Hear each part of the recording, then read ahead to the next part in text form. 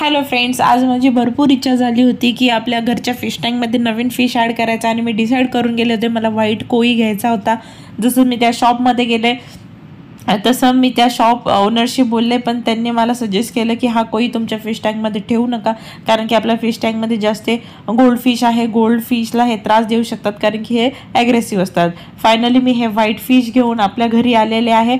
आणि सर्वात महत्त्वाचं मला तुम्हाला हे सांगायचं आहे, कधी पण ॲक्वेरियममधून फिश आणल्यानंतर डायरेक्ट आपल्या फिश टँकमध्ये सोडायचे नसतात.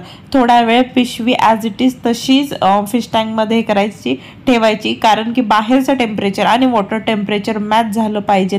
मॅक्झिमम 15 ते 20 मिनिट तुम्ही तशीच पिशवी ठेवा. त्याच्यानंतर जे आणलेले फिश आहेत ते आपल्या ॲक्वेरियममध्ये सोडा.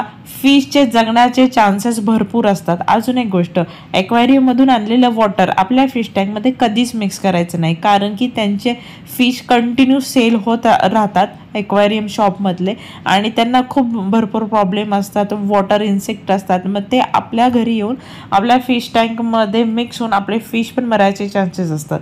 त्यामुळे नेहमी बाहेरचं वॉटर कधीच आपल्या टँकमध्ये सोडायचं नाही. फिश नेटनी काढून आपल्या फिश टँकमध्ये सोडायचे. अशीच तुम्हाला माहिती अजून पाहिजे असेल ॲक्वेरियमबद्दलची, किंवा फिश जगत नाही, कोणाकोणाचे प्रॉब्लेम असेल तर मला कमेंटमध्ये लिहा. मी नक्कीच तुम्हाला सोल्युशन त्याबद्दल सांगत जाईल. Okay friends, bye.